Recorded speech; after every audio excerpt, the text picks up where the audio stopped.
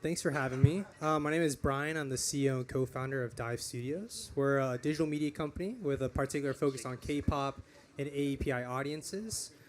Started up about 4 years ago. We're doing about 60 million unique viewers per month. And then about 2 years ago, we started a mental health company called Mindset, where we have a lot of celebrities come out and talk about their mental health journeys for AAPI youth and just a larger Gen Z population audience. Myself, I'm excited to be here. It's my first time at Cannes. And then also to kind of be a part of this amazing space to kind of talk about such important topics. So, yeah. Thanks for being here, Brian. Michelle. Hi, Michelle Wong. I'm the Chief Marketing Officer at Sprinkles. If you've ever had a delicious cupcake, that was by us, most likely. My role at Sprinkles really is to create emotional connections with our guests, and I think what we've done lately is found that magic with including multicultural representation in our innovation and recipe development, which has been great. Prior to my role, at Sprinkles, I was in the ad agency space for almost 20 years, the managing partner and president of my agency, the first ever a woman or person of color held that position in its 50-year history, and I'm very excited to be here to talk to you all. That's amazing. Congratulations. Sehr. I'm Sehr Thadhani. I'm the Chief Digital Officer at NASDAQ. I've spent my career at the intersection of brand, innovation, and transformation.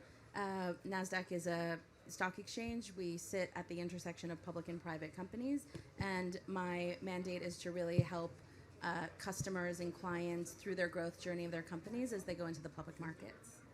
It's great to be here. Hi everyone, Pat Ratulangi. I am the VP of Global Communications for Diversity, Equity, Inclusion at Nielsen. If you don't know Nielsen, we are the audience content measurement as well as marketing analytics company that provides a lot of the data that the advertising and media industry rely on. I'm also our Asian spokeswoman, and in that role, I tap into the intersectionality of business, community, and advocacy, where we use our data to empower diverse communities around the world. And I'm really excited to bring that to bear here at Cannes for the first time, especially as we're just launching our presence as an Asian force within this industry. Thank you for having us.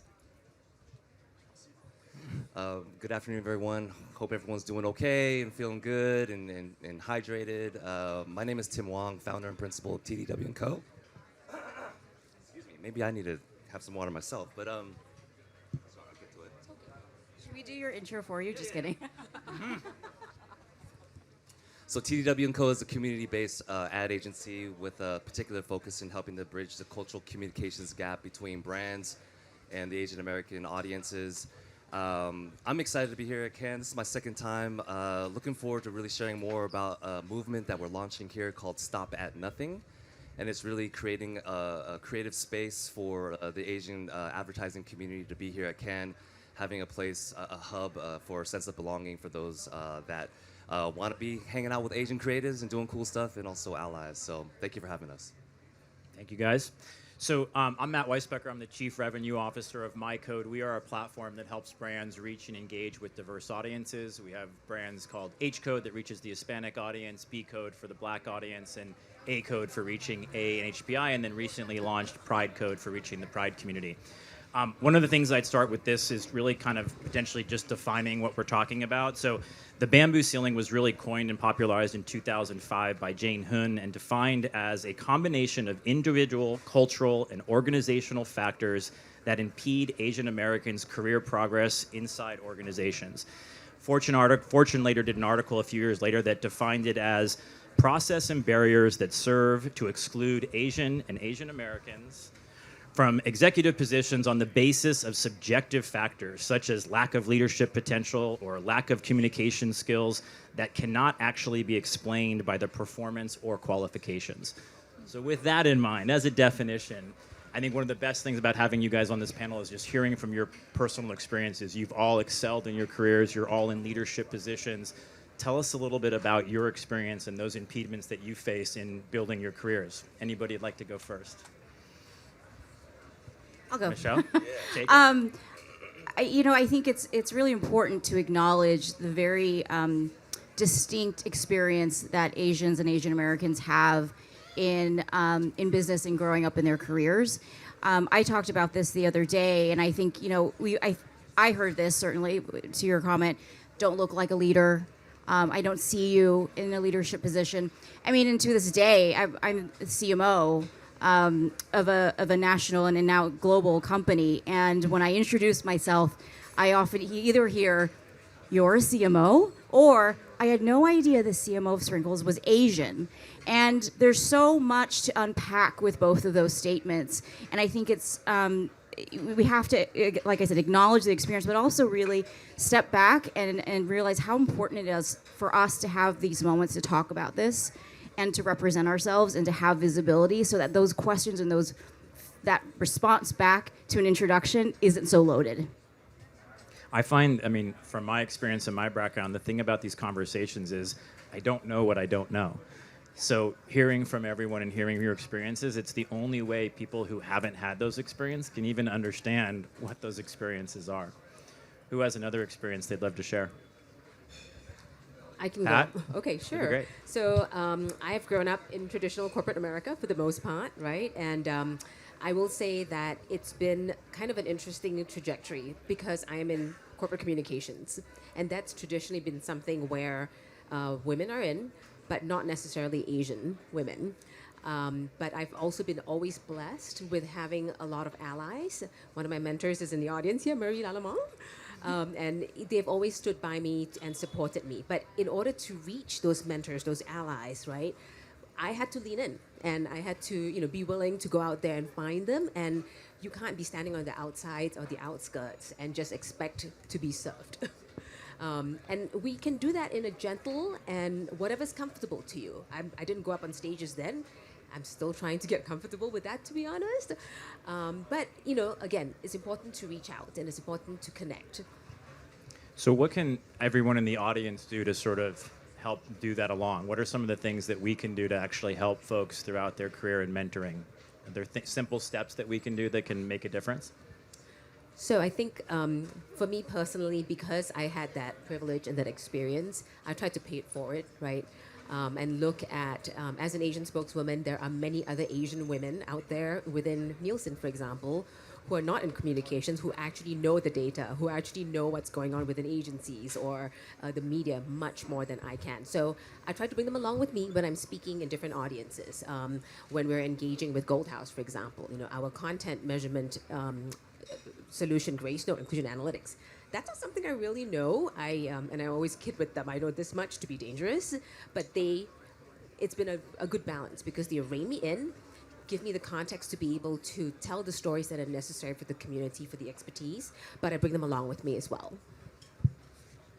Yeah, I think one thing to add to that is, so we do these college events under our Mindset brand, and Mindset, we talk about mental health and all things kind of life challenges. And when we go to these college campuses, we're talking to maybe 600 to 800 students. And what always comes up is this idea of imposter syndrome. We open up to a live Q&A, and you have API youth, pretty much they're asking, like, is it even possible for me to reach these positions? And I think that's where it's so important to have people like yourself to kind of provide that representation where you kind of have the youth be able to look up to them and to kind of aspire to kind of be in those roles. So I think I really applaud everyone here, and I think it's so impactful to kind of have this kind of representation in these types of spaces.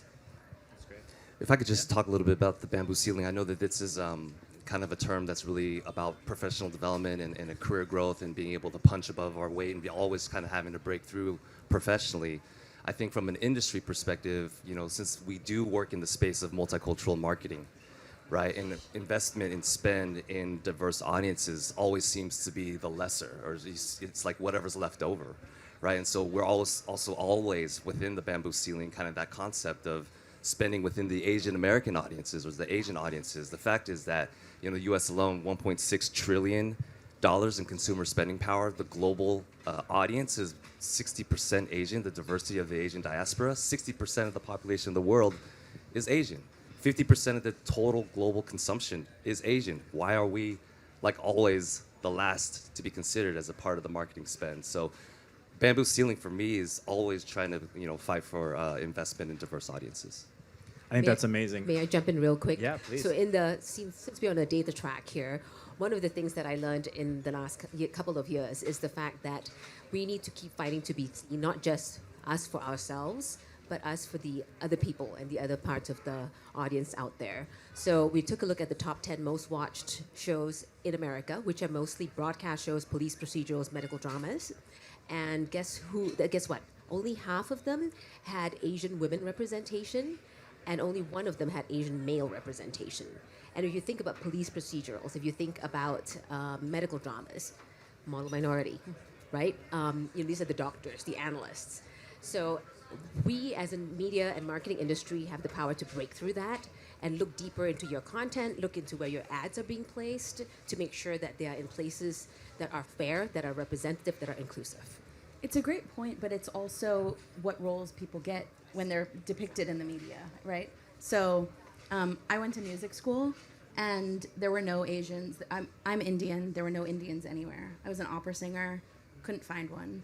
And so, it's interesting because in the last 15 years, there's been a lot of change. You see a lot more Asians in media, in music, in creators. I think also the change of technology with, social media. So many people are just their own platforms that allow you to see what you can be. And so it's a really good point about media, but I think it's also how do we depict people in the way they can be depicted versus, the sidekick or in medical shows, like the dead person. So how did the Best Picture, the film that won last year, how did that change anything for the community and the bamboo ceiling? Anything in terms of bringing? Maybe I'll start. I mean, I think Everything Everywhere All at Once, the most highly decorated film in history, an Oscar winner, in so many different categories. Michelle Yeoh, Kihei Hwan. I mean, we're talking about there is a demand for our content. There's a demand for our stories to be told. There's a demand for our perspectives to be writing the stories, to be writing the scripts. There's obviously attention and tremendous amount of respect for that. I think there's been a lot of progress that's been made, but there's still so much more to be done. I mean, I hate to say it, but if you walk up and down the streets here at Cannes, okay, I really want to understand where are our communities really kind of showing up in these spaces? Where do we have the opportunities to tell our stories? That's why I give a huge shout out to Brand Innovators. Pearl, thank you so much for allowing us to be able to share our stories here, to be able to continue to have this conversation. So there's more that needs to be done. I mean, I just want to build on that because I think, Sehr, you make a really great point in building off of Everything Everywhere All at Once. We've seen such little representation for Asians, and now we're seeing more and more, but we're humans, right? And so there's so much more to be told. You have things like Beef, right? These are bad people, and they're really interesting, layered characters, roles like that. I mean, Shang-Chi for me was revolutionary, seeing ourselves as a hero, as the lead, as the love interest. All of that really matters in how we're portrayed in media, because it does trickle down to how we see each other in everyday life. Yeah, well, to Brian's point, being able to see yourself in those positions. So, Brian, I actually did some research kind of preparing for this, as you would hope.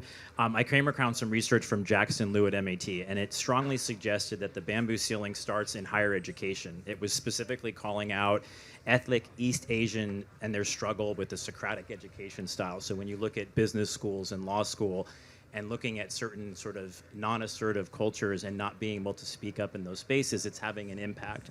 So it went on to say that this is not because East Asians overall are less academically motivated or less proficient in English, but because their verbal or low verbal assertiveness and characteristic common, but certainly not universal, is culturally incongruent with the assertiveness prized by those same schools.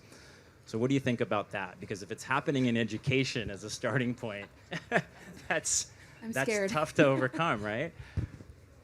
Any thoughts? Yeah. How can we fix that, and how do we sort of start with the education process so that from there? Because I talked to some friends as well, and they went on to say that it was really even from their parents, even starting and when they're raised in the U.S., there is this sort of blend in, don't stand out, and those very qualities are not really what's helping people advance in organizations. Yeah, I mean, it's a very multi-layered issue. And so it's tough to say if there's a one fix kind of solution to that. I mean, at least speaking from personal experience and talking to a lot of our community members, it even starts with, having spaces where microaggressions are kind of looked over, and not feeling supported, and even, not having the right kind of support system, or, the people around you to kind of give you a voice, to give you that space to kind of push the boundaries. And I think it's a collective effort. I think particularly within schools themselves, like you said, it does start from, I think, a lot of cultural norms that we all kind of grew up with, of being more reserved or being more polite, being seen in a certain way. And so I think it's important for us to keep on pushing that narrative of all these different stories, whether it's media, entertainment, advertising, and showing what can be possible, and seeing yourself as in different ways that you typically wouldn't have seen or imagined. So let me just Pat? build on, yeah, sure. So let me build on that point too. I think, totally agree with you, right? And I feel like 2 points. First is that, again, coming back to what we can do as a media and advertising industry. Nielsen data again, when we look at video descriptors, which reflects the themes that are present in all the content, video, and so forth out there. Because of streaming's fast rise, and I applaud our streaming folks out there for doing this and opening new doors for API content creators, right? There has been an uptick in the kinds of descriptors that are not just, thoughtful, cerebral, smart, professional. There's been more, we are seeing more about creative, seeing more about kind and thoughtful. I mean, if you just think about XO Kitty, right? Never Have I Ever. Back to Everything Everywhere All at Once. Crazy Rich Asian was the last big sensation, right? And look how far we've come in the depiction of Asians. But the second thing about that study, which slightly irks me, is that it shows, maybe I'm being too harsh there. It doesn't really irk me as much as it shines the light on the fact that there are systemic barriers that we have to fight against. And, stop blaming it on the culture. We need to actually bring the system along with us. And it takes all of us leading it together. And in Chinese, we say 关系, right? And it's that 关系, it's that coming together, that collective work together that really makes a difference. And we can't do this alone. I'd like to add on that as well, Pat. I mean, film, entertainment can change perceptions of our community and our people. And we're starting to have more of those stories told. But advertising can as well. Right, advertising is a key driver in culture and in what we see and how we see each other. It's a snapshot of what's going on in society. And so if there's more reflections of our stories in advertising as well, I think that'd be really, really critical. We talk about education, right? Like, when I went to grade school, I didn't really know about our history in textbooks or, in school. They don't really talk about our history in the educational level at grade school. So how can we actually feel like we belong when our stories aren't even told in schools, and we are majority immigrant populations, right? And so we're trying to fight our way in to make a place for ourselves. So you can see all the struggles that we're dealing with. So to Brian's point, there may not be a one fixed solution, but in advertising, again, we're here for brands. Let's see what we can do to make sure that we're included. I love that idea of sharing stories, because I feel like in sharing stories, it's how you find common ground, right? So it's through other people sharing their stories that you're able to find that common ground and be able to kind of move forward on things. So we only have a few minutes left, so I wanted to turn it to the audience if there were any questions before I ask one final question. Are there any questions for the panel? Anyone?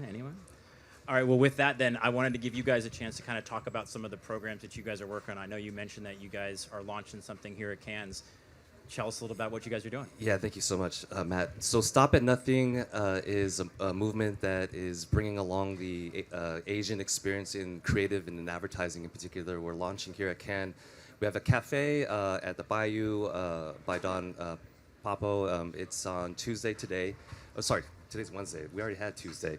Thursday, tomorrow, 2 to 6 o'clock. All are welcome. We'll have the rosé flowing, so please stop by if you can.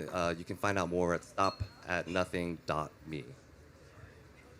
Pat, you want to tell us a little bit about what Nielsen's doing in the A and HPI space? Sure, thank you so much.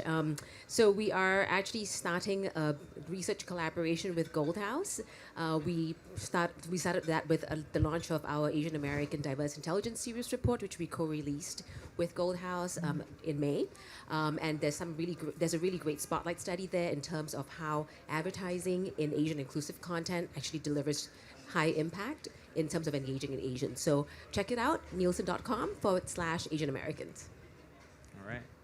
Sehr? I can build onto the Gold House story. We invited, at NASDAQ, we invited Gold House to come and open the market during AAPI month. But we were talking a lot about the role of supporting founders on their journeys to the public markets, and also thinking about how to help more Asian Americans get on boards. That's great.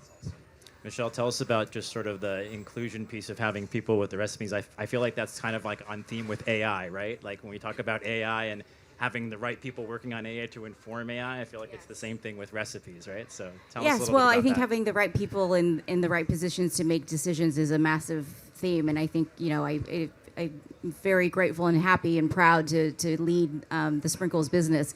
But we really believe that some of our strongest core memories are rooted in food. It's why when you ask most people what was their favorite meal they had, it wasn't at a Michelin star restaurant, it was what their grandmother made them growing up. And so what we've done is really tapped into those core cultural food memories and brought them to Sprinkles. Everything from our La Gloria cupcake that we did in partnership with Mexican chef Claudette Zepeda, to our Lunar New Year, our first ever Lunar New Year cupcake in partnership with Gold House that launched earlier this year. Later, we'll be debuting a very special Diwali cupcake in November. So we really are trying to put, again, these really core memories and affections to food and match them with life experiences that can appeal to everyone, because who doesn't just love a yummy cupcake? They're the best. You want to close us out? Yeah, so for us, it's going to be, honestly, continuously trying to showcase these stories of influential people for the youth. So whether it's API or just people of color, you know, we've worked with people from Tori Kelly, Summer Walker to the biggest K-pop artists, all talk about mental health and their journeys. And we're starting to see that impact on college campuses. So continuously helping share those stories on our platform, and then also doing more college events. So we're doing 12 more events later this year. Around 12,000 students will be coming out, and that'll be from September to December. So if you're in any major city in the U.S., please stop by. We'd love to have you. That's amazing.